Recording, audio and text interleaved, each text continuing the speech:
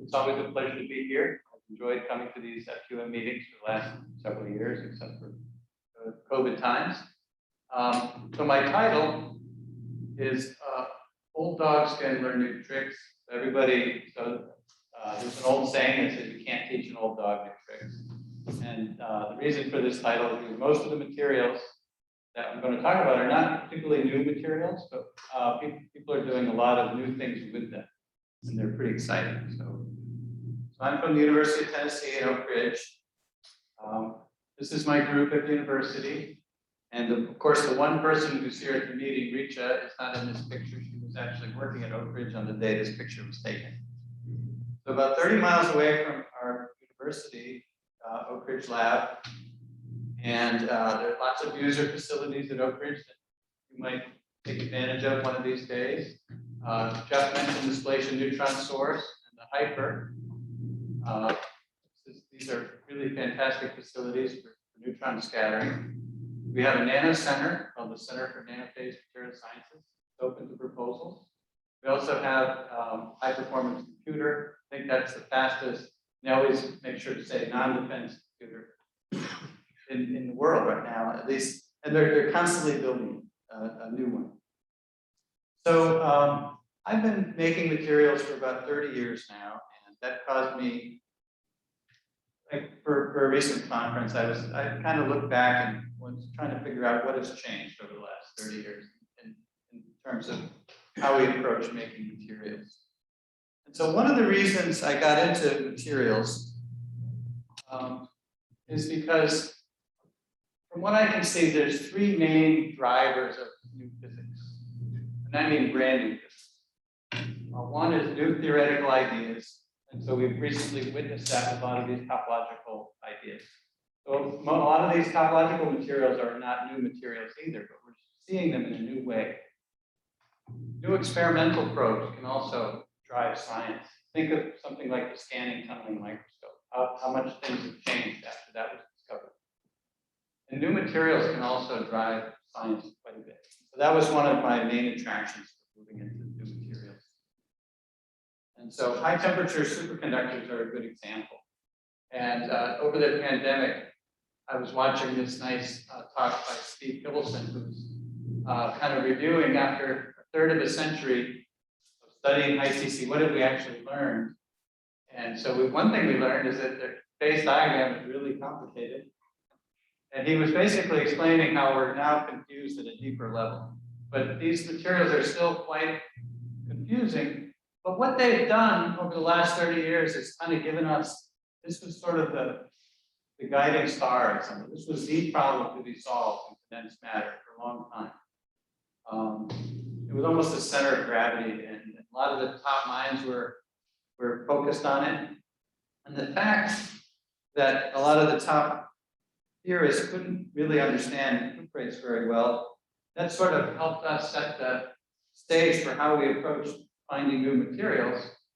And so our working philosophy for a long time now has basically been this one: the peasant who wants to harvest in his lifetime cannot wait for the ab initio theory of weather.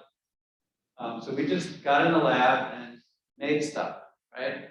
And we used chemical intuition, various rules of thumb, and coarse structure property relationships to discover the new material.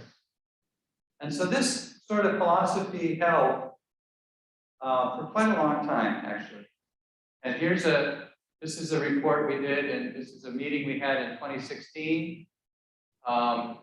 And sort of one of the conclusions was that exploratory synthesis will continue to provide the overwhelming majority of new materials for years and perhaps decades to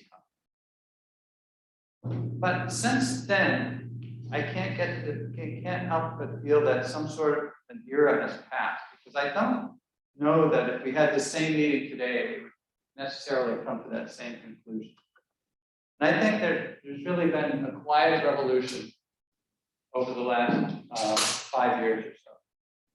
And I think topology has replaced electron correlation as what I call the ruling intellectual paradigm. I don't think ITC occupies the same space that it did throughout most of the last 30 years. Another thing that's changed is we now have lots and lots of theoretical predictions, tons of them, excessive number actually. And the problem is most of these predictive materials cannot be grown. I think it's mostly because when the theorists predict the materials, they don't try to predict anything involving thermodynamics and whether there's actually a thermodynamic pathway to growing the materials. High throughput calculations have led to the creation of many databases. There's been an explosion of databases. There's a database of topological materials, a database of flat band materials, a database of two-dimensional materials. There's the materials project. So exactly, I mean, I find myself looking at the databases a lot, but I'm not sure how much, how much they're helping overall. I don't know. I haven't figured out the best way to use them. And another big change, I mentioned this a little bit in my question to Jeff, is that more and more experiments require extensive computational and theoretical inputs to interpret. You can't just look at the data and draw conclusions. You need some sort of a lens involving computation and theory to understand it. So one thing we might want to talk about after lunch is whether we need a corresponding revolution in our approach to finding new materials. Okay, so some advice for the young people in the audience who are just getting started. So one piece of advice is don't believe everything you read. There's a lot of mistakes in the literature. And Jeff can confirm, a lot of the old magnetic structures aren't quite right. They're often, but Jeff, yeah, he never makes mistakes. No. But a lot of the old literature has mistakes in it. That's really the point. Don't necessarily believe it take it as gospel. Another important message is if you have a good idea, chances are you're not the only one with that idea. Because people have ideas for a reason, and we're all reading the same papers and thinking more or less along the same lines. And so if you have a good idea, chances are somebody else has that idea. So the next thing is that you have to do something with that idea. Just having the idea doesn't get you very far. And so science doesn't reward good ideas unless you do something with them. That means writing a paper. Don't write the paper. It's like you haven't done anything at all. And last thing is, both materials are very good for moving fast. So if you want to grow something super high quality, maybe you want to think about an MBE growth or something. But if you want to be able to cover a lot of ground quickly, both materials are the way to go. Okay, so now we're going to talk about exfoliable materials. And hopefully this will work. There's a reason. So the reason that graphene took over the world by storm is because it's really easy to make graphene. And there's actually a roll of Scotch tape in the Nobel Museum. So let's see if I can get this to work.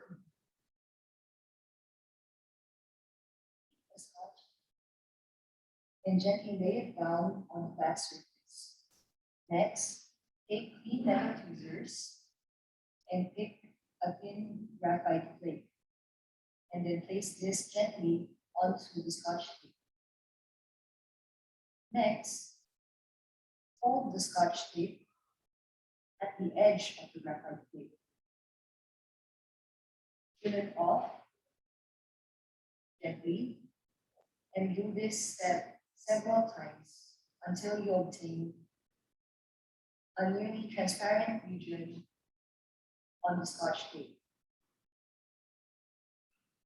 After this, take a clean, thickened wafer to transfer the Scotch tape graphene onto the wafer.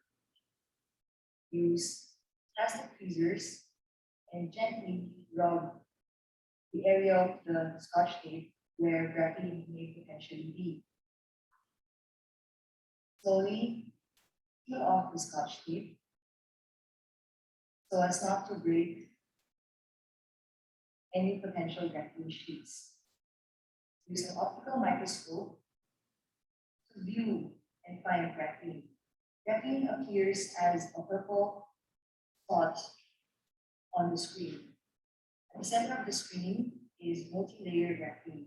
And at the right corner, lower right corner of the screen is single layer graphene. All right, that's about the easiest Nobel Prize you'll ever see.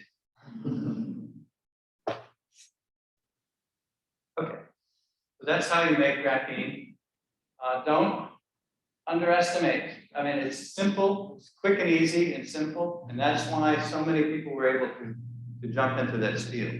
So if you have something really complicated and expensive, not many people can jump in. But if it's simple and easy like graphene, everybody can play it.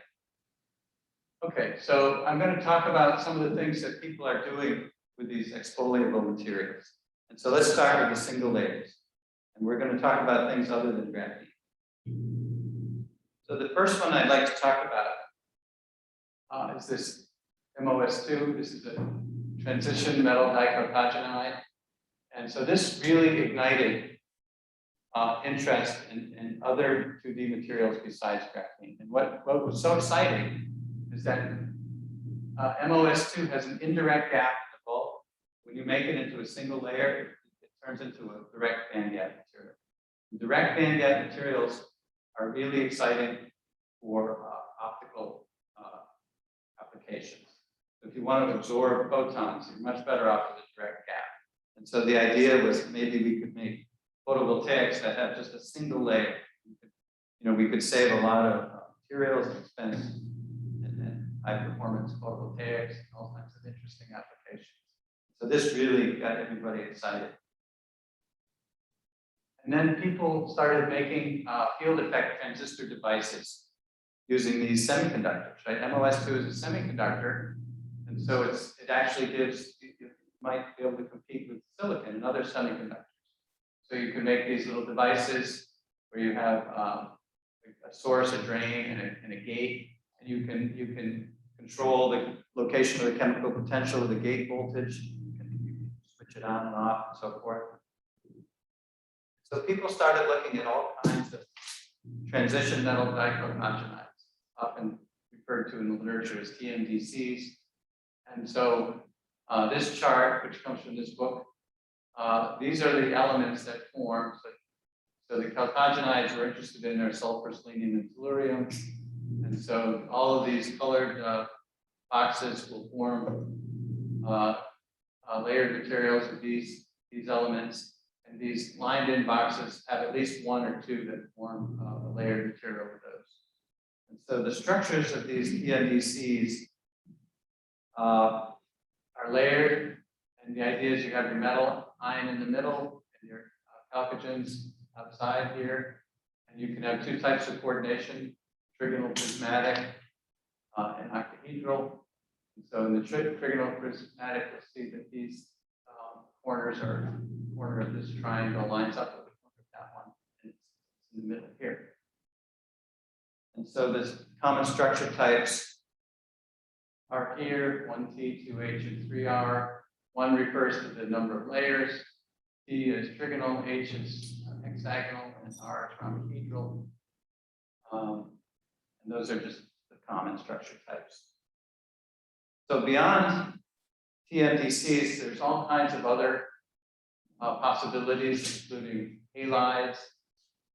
You've got all these complicated structures, ternaries. And so a lot of high throughput calculations have been done going through all the known materials to calculate things like cleavage energies, to show how easy it is to cleave and so forth, the bonding. And so really, these atomically thin materials are what I consider the gateway between bulk quantum materials and nanoscience. They're bulk because we grow them in our bulk lab, and then they can be studied with all the powerful tools available in nanoscience. And these materials, they have new degrees of freedom, and they're incredibly tunable. So some of the new degrees of freedom include things like the layer number, things like that. And they're tunable because they're easily gated. You can stretch them. They respond very strongly to strain and so forth. So one of the newer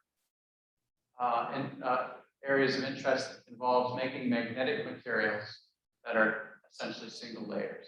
And the way this works is that you have some magnetic layer, and then you surround it with chalcogenides or halides, and then you have this space here called the van der Waals gap that allows you to, and the van der Waals gap is very weak bonding. So the holy grail in this area is to be able to tune. What you want to be able to do is tune the magnetism with a gate voltage, for example. So here's an early example where this material was tuned between a paramagnet and a ferromagnet with a gate voltage. So you want to be able to control the magnetism with a gate voltage, or just in general with electricity. So one of the examples that we worked on early on is chromium silicon tellurium-3. And so here you've got the purples are the chromiums. There's these silicon dumbbells, and the tellurium is on the outside, and there's the van der Waals gap. And the very similar material was one of the first ones that was found to be magnetic in single layers. And Shandong is actually here at the University of Maryland. Hopefully I'll get to meet him today or tomorrow. But he did some nice work, and he was one of the pioneers of the single layer magnetism on the chromium germanium tellurium-3. Another classic one is this chromium iodine-3. This was done at the University of Washington by Shadon Chu's group. And they used MOPE to study sort of the switching, 1 layer, 2 layers, and 2 layers it's anti-ferromagnetic, and 1 layer is ferromagnetic, 3 layers is ferromagnetic. This just gives you the MOPE signal, and this is your hysteresis loop. So that was very convincing evidence that even in 1 layer it remains magnetic. And so this sort of 2D magnetism has really taken off in the last several years. And it's extended to anti-ferromagnets. And people have been really pushing new optical techniques to study these, because optics is really the best way to study these 2D magnets. So another material that's interesting and can be cleaved down to single layers is this Acidium Trichloride. This material forms, it's believed to be fairly close to a Kataya thin liquid. Its ground state is not as high as thin liquid, but we believe that it's close to it. And it does seem to form some thin liquid type state when you apply a magnetic field. And I'll come back to this one later, but this can be cleaved down to 2 dimensions as well. Now for a caveat. So for some materials are perfectly stable in air, but if you have narrow gap materials or metallic materials, they tend not to be stable in air, and you tend to form these oxide layers when you try to make them thin. And so to get around that, there's been a whole technology that's developed involving protecting your sample with a boron nitride layer. So if you look here, this is a piece of boron nitride. This thing is called a polymer stamp. You kind of push down, this is your 2D material here. And so you do all this in the glove box where there's no oxygen or moisture. And so you can cover your sample and protect it with this boron nitride layer. And I believe these Gs are graphene leads. So you can actually make contacts with your sample with pieces of graphene. So this technology has developed over the last 2 years. And so we can study, at this point, we can study even materials that are not air stable. Okay, so another thing you can do with these highly 2-dimensional materials is interpolate them. So interpolating basically means you stick things in between the layers. So a classic example, I don't think you mentioned this as one of your superconductors, is this potassium doped carbon 60. So it started with the potassium doped. You interpolate graphite with potassium, and this has this superconductor with a low TC of 0.14 Kelvin. And then when C60 was discovered, Art Hubbard immediately tried to dope it with potassium because he remembered this older work. And this was this 19K superconductor. And so here's another example of an interpolated superconductor. So you take this zirconium nitride chloride, and you can interpolate lithium in the van der Waals gas, turn it into a superconductor. Here's one that Jeff mentioned, sodium cobaltate, and left a message itself about the screw. So what you can do is you can put water in between the layers. You have to take out a little sodium first, put it in water, and it superconducts. And as Jeff mentioned, you can really expand the C-axis. And if you're really, really careful, you can maintain crystallinity. And the story of the screw, and this is a classic example. This involves Brian Sales. I don't think Brian's here to see it. He was talked by Zoom. No, he was here. He was here. He'll be here on Friday. Oh, okay. But so so we were trying to do a neutron experiment on the watery superconductor. And as Jeff mentioned, you generally want D2O for neutron experiments rather than hydrogen because of the incoherent scattering. And so we wanted to make this watery superconductor with D2O. But for some reason at the time, Oak Ridge wasn't allowing us to buy D2O. So what we did, I don't know why, it had something to do with dual use or something like that. We found an old bottle of D2O lying around somewhere. It was probably 30 years old. Nobody knew where it came from. And so we made a sample. And somebody we sent it to, who was doing pressure experiment, he found a very mysterious, very subtle magnetic transition at, temperature above, something like that. But it was tiny thing. And so he spent an awful lot of time characterizing it. And it turned out, at the end of the day, what happened was that a screw had fallen into this old bottle of D2O.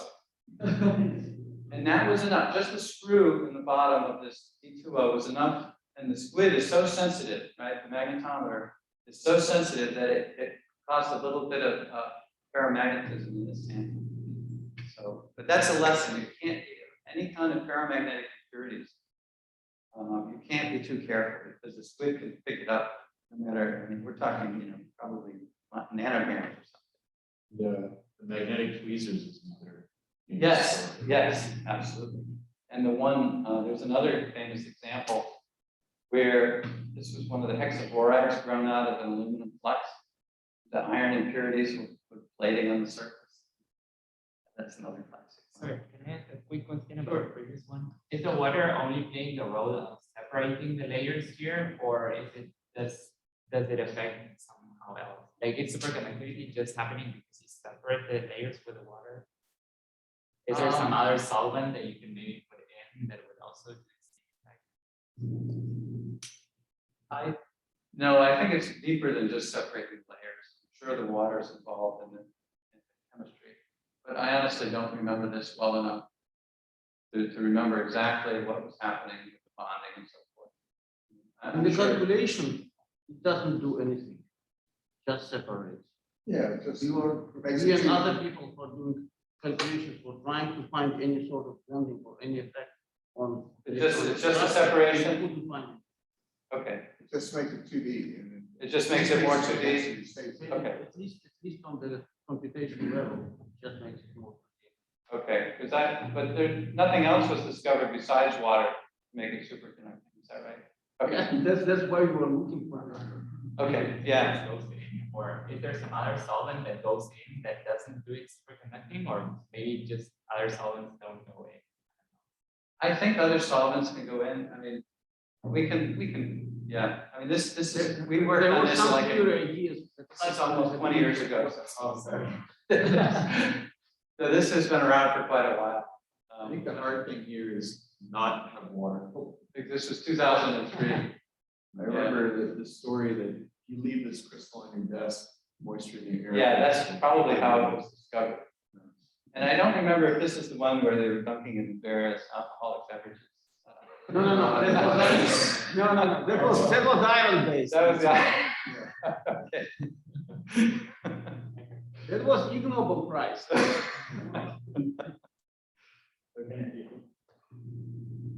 So here's another material. This is one that Nirmal has worked on extensively. He did this. This was the one he worked on for his PhD work. It involves interpolating chromium and niobium sulfide, and it forms a very interesting magnet. And so the chromiums go in. There's a special site they like to sit at. I don't want to go into the details, but it forms this long period spiral. And when you apply a magnetic field, you can form what's called a soliton lattice. And you can control the periodicity of the field. It's really pretty interesting. Okay, something else I'd like to mention involves ionic liquid gating. So there was for a while, ionic liquid gating was really hot. It's faded out a little bit now. But the cartoon is you have this ionic liquid which serves as an electrolyte. And when you apply a gate voltage, you can say make the positive ions sit on top of your sample, and that will draw electrons up to make a sort of a 2D conducting layer at the surface of your sample. So this is the cartoon. In reality, it doesn't look like this cartoon actually works as advertised. Seems to be a lot more chemistry going on, where you start moving hydrogen. Instead of just having ions sit on the surface, you probably are putting hydrogen and protons into your sample. And so it's gotten pretty messy, although it does work. And here's an example of an ionic liquid gated superconductor. Here's that zirconium nitrogen fluorine sample. Remember the one we interpolated lithium in? In this case, you can just use ionic liquid, apply a gate voltage, you can make it superconducting and not superconducting, depending on the gate voltage. So that got everybody really excited about ionic liquids. Here's another example. This is a sample that shows a lot of charge density wave behavior, different types, incommensurate charge density wave, nearly commensurate, commensurate. And then you can, and there's a superconductor down here, and you can control the phase diagram with a gate voltage, which is always fun. So we tried some ionic liquid gating with ruthenium trichloride, and we failed miserably. We've tried a lot of these sort of insulating magnets, a lot of these 2D magnets. So again, the goal was to control the magnetism with the gate voltage. And we tried ionic liquid gating, but we didn't have any luck. Then a couple of years ago, there was a really interesting discovery by Eric Hendrickson. And what Eric did is he put alpha ruthenium trichloride, he put them on monolayer graphene. So his idea for this experiment was to try to kind of monitor the magnetism of the ruthenium trichloride by doing transport measurement on the graphene. But what he convinced himself after a while was that he was actually metallizing the ruthenium trichloride. And so that was a really interesting result, that you can have charge transfer between graphene and ruthenium trichloride, and you can metallize a mod insulator that way. And this was followed up with calculations from Rosa Valenti's group. And so she was able to confirm theoretically that charge transfer occurs between the layers, making the ruthenium trichloride electron doped and the graphene hole doped. So this motivated us to start reinvestigating, again, old dogs and new tricks, reinvestigating some of these graphite interpolated compounds. So they talk about staging, and if you have stage one, it means you have one layer of graphite and one layer of intercalant. Stage two, 2 layers of graphite. So what we were able to do is interpolate ruthenium trichloride into graphite. And we've done some transport measurements, and we've seen some quantum oscillations. And we're kind of going through the analysis now, but it does look like we've metallized the ruthenium trichloride layer. But I think in general, I think these graphite interpolated materials are going to be exciting and interesting again. They were studied like in the 70s and 80s, but we can do a lot better now, mainly because we can do experiments on small samples. And you really need to be able to work with small samples because disorder is always a problem with these systems. But there's lots and lots of magnetic materials you can interpolate in between the graphite layers.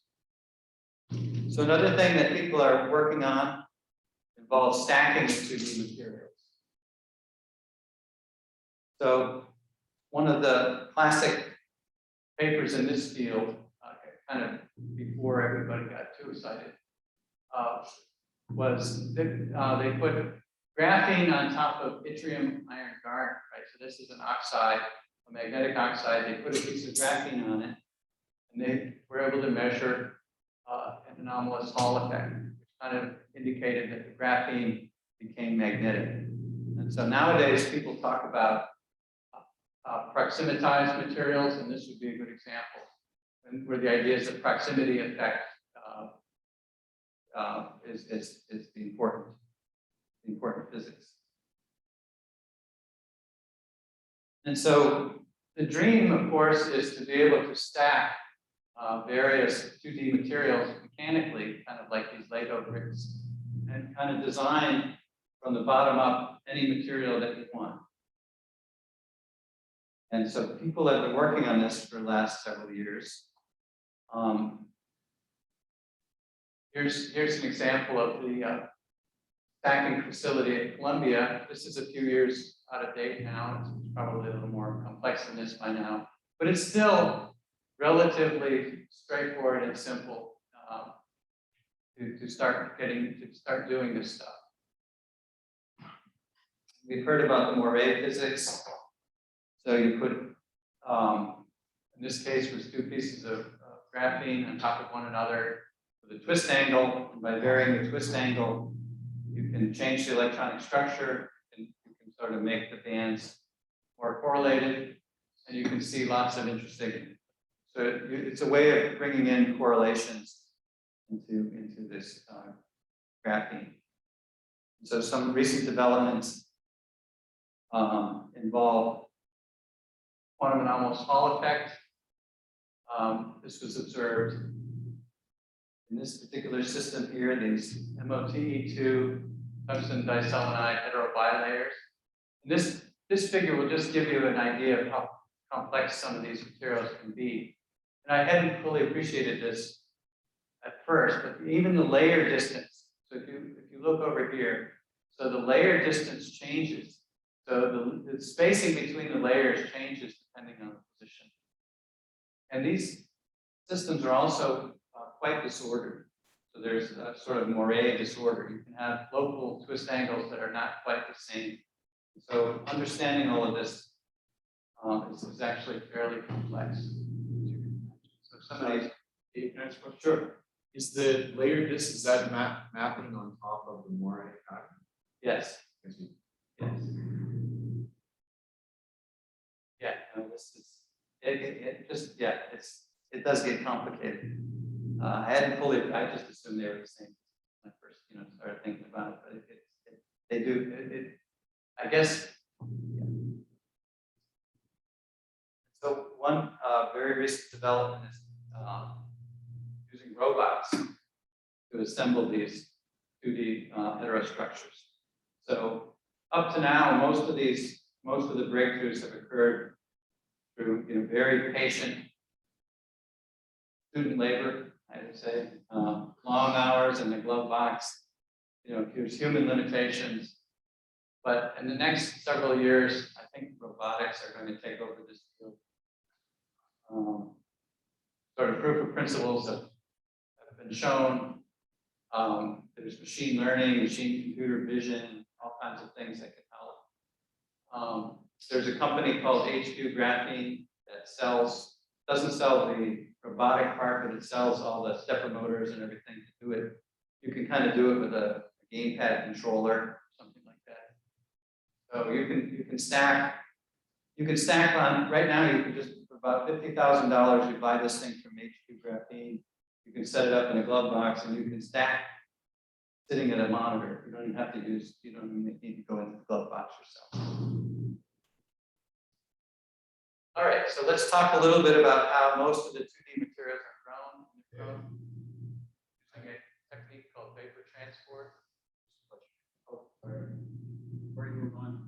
Do you have a sense of how predictable the properties of those stacks are? In other words, can you get rid of the experimentalists at some point? Just out of curiosity. Well, just the same way that computers have saved trees, I would say no. So we were going to go to a paperless office, but I think we're printing more and more. At least from what I can tell, it's very easy to. So no, I don't think you can. I don't think the theory is good enough to predict it. No. What I do think, so the theory, I didn't go on my soapbox about theory, but I think theory is very good as a compass to point us in the right direction for interesting science. But when it comes, I wouldn't trust it as a GPS so much as a compass. There is big difference between coherent heterostructure, which can be predicted to some extent, and incoherent, like twisted or more or less incoherent structures, which are extremely hard to get any useful information from. Yeah, and the real materials are dirty too. And there's quite a bit of disorder that gets swept under the rug. So Igor's keeping me honest. He's not going to let me badmouth theory too much. All right. So the way the materials are grown is using this vapor transport approach. And it's very simple in principle. You essentially seal your starting material and some transport agent, which is typically a halide or something, in a silicon tube, and you put it in a temperature gradient. And so typically what happens is that you form some intermediate compound that's gaseous, and then so that everything is in chemical equilibrium. You perturb the equilibrium a little bit, grow crystals on one end of the tube. It's a very gentle approach. It's kind of slow though. So the formation of this intermediate compound is endothermic. The crystals will grow at the cold end, and it's exothermic. The crystals grow at the hot end. Transport agents are typically halides, iodine, bromine, chlorine. There's various other substitutes you can put in to try to get transport. So you want to typically add enough transport agent to have about 1 bar of pressure in the tube. Just as a rule of thumb, that's one of the parameters you can change. My experience has been that students tend to explode a lot of tubes. Maybe their pressures can get too high. But again, this is not a new technique. There's a lot known about it. There's lots of tricks.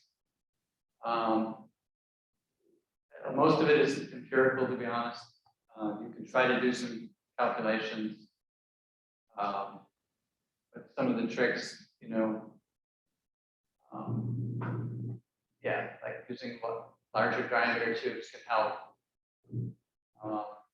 If you can use a smaller delta T if you use larger diameter tubes. So there's lots of little tricks, and you can find some of those tricks in the old literature. And so Amanda has put together, the next 2 slides are slides that Amanda made, and she spent a lot of time in grad school growing all kinds of crystals. And so this was some of her tricks. So you first make a polycrystalline material. So one trick she had was, so when you're sealing the tube, she would put a wet paper towel around the bottom of the tube so you wouldn't volatilize too much of the, because what you want to avoid is having any contaminants where you're sealing the tube. That will tend to devitrify the silica and give you all kinds of problems.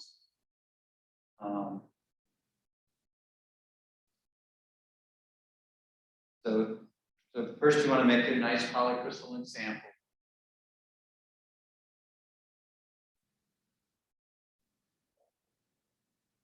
Okay, here's another one of Amanda's tricks. So you want to put the powder at the bottom of the tube without getting any on the walls. And so you want to use like a piece of wax paper or something, so you can deposit the powder down at the bottom without getting any powder on the side of the tube. Again, just use it as a wet paper towel. You could use something like a liquid nitrogen bath or an ice water bath to just keep the bottom of the tube cold.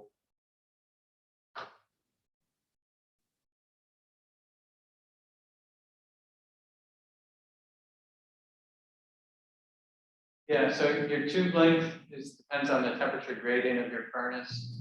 So you can get your your temperature gradient the way you want it. So 2-zone furnaces are great if you have them. They're kind of expensive.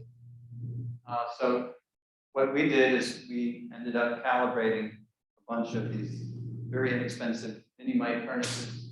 We probably have about 15 of these in the lab. So you can go through and record, so you set the furnace up the way you're going to use it, and then you can sort of measure the temperature gradient with a thermocouple. And then you can, once you've measured it, you can use it for a few times without recalibrating it. Here's some more tricks from Amanda. She puts the tube on these little pieces of fire brick.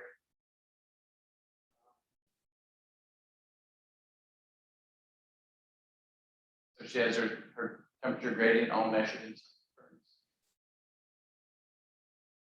And so then you can wait, right? You wait typically a couple of weeks, and the crystals will grow inside the tube.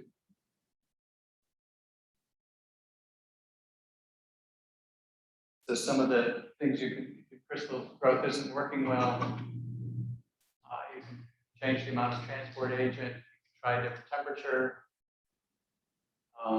You could try to remove some nucleation sites if your crystals are too small. You make sure your inside of your tube is perfectly clean and dry. You can try to etch it a little bit with some nitric acid or something. You can try to reverse the gradient for a while. That sometimes helps. There's all kinds of cool tricks like that that are worth trying. So here's some examples of materials. Here's that gallium vanadate, gallium D4S8 that Jeff mentioned. I think Andy has, I don't think he's seen the fermion lattice. Yeah, these were all grown by vapor transport. So you can have these TNDCs, there's wild semimetals, some of these exotic magnets, 2D magnets. This is has a charge, has a metal insulator transition, diode magnet. This is a spinel, also interesting, frustrated magnet. This is skyrmions. And thank you very much.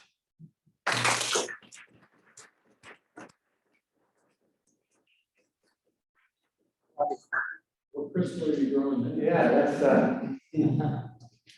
this was the most memorable conference I've ever been at. So that's Claudia Falser. She's a famous German scientist, and so we got to go up in a balloon at a conference in France. Because you are giving the talk and the audience is down there. A lot of hot air. Those things are serious. Okay, Igor. All right. I have many questions, but maybe you should, maybe I should ask them during the coffee break. Just a couple. Well, first of all, one little comment, because I think it's interesting that your story about potassium intercalated graphene and fullerene is very instructive, because it's also an example of pure serendipity. At that time, they didn't know that actually the best intercalant for graphene, for graphite, is calcium, which gives a really high, like 17 Kelvin temperature. But if should they have tried calcium to intercalate in fullerene, they would get nothing. So one question that you were talking about this gating, and you have interesting prediction about manganese phosphorus S3, you know this compound, I'm sure. That if you can get internal field on the order of 1 electron volt per angstrom, you can get really qualitatively new interesting magnetic effects. Is that realistic? What do you think? What was it again? 1 volt per 1 volt per angstrom. angstrom. I'm gonna have to do a calculation.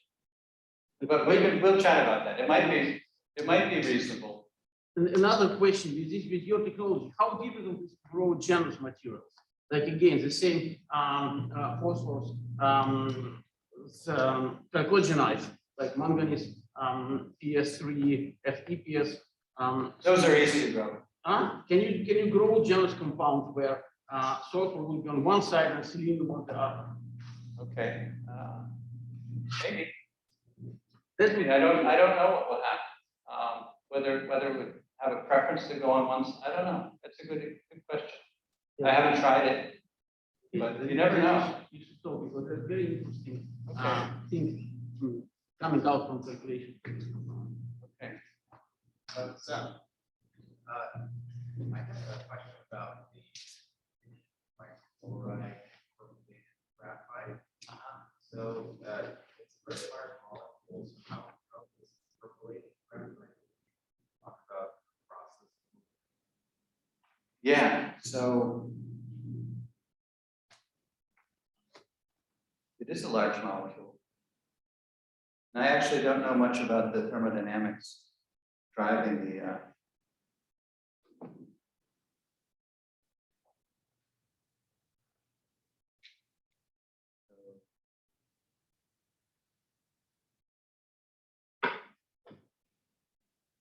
Yeah, so the question, I guess, is why is it energetically favorable for a large molecule to squeeze in there?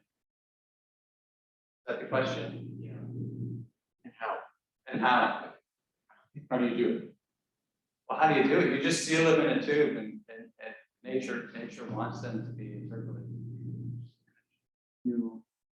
Sorry, what You put, acidium chloride and graphite, yeah, pretty much. you do and heat it up? You heat it up, yeah. But it's a dynamic thing. In other words, if you let it sit there long enough, so it goes in, and then eventually something bad will happen, and it'll maybe enough air, enough oxygen diffuses through the tube. But if you leave it in for too long, you get nothing. So you have to stop it at some point where you still have something interesting. But it's not very controlled. It's sort of dynamic, and there's quite a bit. So one of the things that's been holding us back is that these look like crystals, and you can get pretty good looking diffraction pattern, but it doesn't really refine. You get a lot of these, you get a ton of peaks, and they're sharp peaks, but we haven't really found a good consistent refinement. And we've tried to use electron microscopy, and that's been difficult too. Acidium trichloride doesn't like the electron beam. So that's been our holdup, is solving the structure. But in terms of the thermodynamics, I don't know, to be honest. I don't really know exactly whether, it may be different for everyone, how the energetics work. But graphite, certainly a lot of these layered materials, I think they like having atoms, or in some cases, molecules go between the layers. The bonding between the layers is very, very weak, right? So it wouldn't take a whole lot of extra bonding to sort of make it energetically favorable. Yeah, you and then. So I guess I wonder, it probably depends on the intercalant, but you mentioned trying to refine it a little bit, but can it almost be thought in some cases as just an amorphous layer? And would there be benefits to intercalating something that is maybe more amorphous rather than creating a proper crystalline intercalant layer? So trying to do physics on amorphous material is very hard. So that's actually another thing we could talk about. So soft chemical approaches like called chimidos are very gentle approaches at low temperature. You can make all kinds of sort of metastable materials. Some of them are potentially very interesting, but they tend to be disordered. They're not maybe strongly disordered, but they are disordered. So the question is, can you do physics on a slightly disordered sample. And I think the quality of physics that we've become used to, I'm not sure if it's going to work on these materials or not, where you don't really know. I'm just worried about the disorder and whether that interfere with our ability to do the sort of the high quality physics that we want to do. I'm hoping that everything we've learned, if you work on a small enough sample, maybe you can find a small piece that's not disordered, and you can do some really good work on that. That's sort of what I'm hoping. So given that it's van der Waals bonding, is the challenge when you're growing it that you can get like is it growing it thick? Like, is it easy to get these really wide flakes, but then they don't have to be that thick? Yes, a lot of them don't like to grow very thick. And it's typical with these 2D materials to have a lot of stacking faults as well. So, but if you're exfoliating them, you don't care about stacking faults, right? You just want a couple of layers. But certainly the thicker ones, like ruthenium trichloride, for example, it's very easy to mechanically damage it. And, so that took us, so if you make ruthenium trichloride as a polycrystal, it has a magnetic transition at 14 Kelvin. And if you make it as a single crystal, the very best single crystals have a transition at 7 Kelvin. And if you make a crappy crystal, you get both a 14 and a 7 Kelvin. And so it's all due to stacking faults. Polycrystalline material, it tends to be much more disordered. Whereas a very pristine single crystal doesn't have those stacking faults. And you can take a crystal with a 7K transition and kind of damage it by like bending it stuff, and you can turn it into a crystal with a 14K transition. That was pretty. Can you go the other way? maybe. I haven't tried it. You just anneal it. Yeah. Yeah, just try to make it heal. It could be. So the people doing experiments with the best quality ruthenium chloride, are they just using the Hasbro? Yes, and you have to be so careful when you're mounting it, right? Because it's so easy to damage it. This has been a source of the arguments that are right. So there's been an observation of a plateau in the thermal Hall effect in ruthenium trichloride, and there's been so many arguments going back and forth about what the meaning of that. JP's is he your PhD advisor or your postdoc advisor? Louis, PhD advisor, yeah. JP's PhD advisors. He was very controversial, saying it's all nonsense and it's just phonons. Well, he's not the only one. No, he's not the only one. It's very kind of it's always fun to have some controversy. But what's not fun is when people start arguing about the quality of the crystals. Was there a question up here? No? Okay, go ahead. In cases where you have like stacking or where you have several layers, is it feasible also to tune the properties by pressure, or is it like a not very unique technique in these materials? Oh yeah, no, pressure is amazing with these 2D materials. It takes very low pressure, so you can. There's lots of activity with pressure. And usually you apply hydrostatic pressure on them, or is it more uniaxial? It's more uniaxial. It's more uniaxial. It's just the way it works out. It's pretty much uniaxial pressure, even if you try for hydrostatic. But there's a lot of nice work being done in diamond anvil cells, for example. It doesn't take much. You can metalize materials. There's a lot of exciting things. So in this work, is it ruthenium chloride single layers that are trickling? Yeah, we have bonded some. all the way through? Yeah, we have some structural models. We're not as confident as we'd like to be. Once we're nailed down the structure, we can do more. Yeah, we're pretty sure there's single layers. Yeah, question. You mentioned in your general rules of thumb for CDT that if you make a wider tube, you can have a smaller temperature gradient. Can you talk a little bit more about that rule of thumb? Like how far can I reduce my temperature gradient by fixing my size? I don't know a lot about Yeah.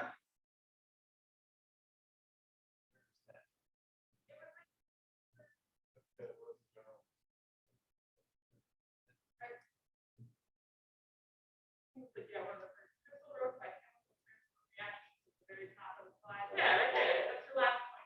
Yeah. I think the basic idea is that if you have a larger diameter tube, you'll have faster transport.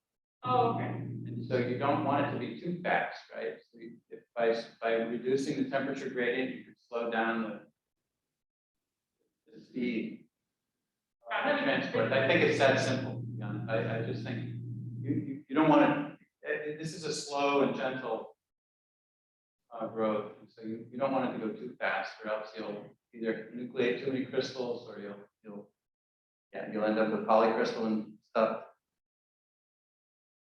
I think it's nothing, I don't think it's any deeper than that. Okay. So in your experience growing crystals, both vapor transport and let's say flux growth or some other means, what do you find generally maybe better quality? So in general, the lower the temperature at which the crystals are grown, better. So I think, so the problem with the flux growth is great, except you tend to get inclusions, but I mean, it's very hard to have a flux growth without some inclusions. So if you can live with the inclusions, maybe the flux growth is going to be better, because typically if you can get a low melting point flux, you can grow at a very low temperature. So vapor transport tends to grow around 900 to 1,000 degrees Celsius, which is pretty good. But flux can even go lower at the cost of some inclusion. So whichever one can give you the lower temperature growth, it's better. You get fewer defects. Any other questions? So the next talk will be on induced or hydrothermal. So we'll look forward to that. So let's thank Dave.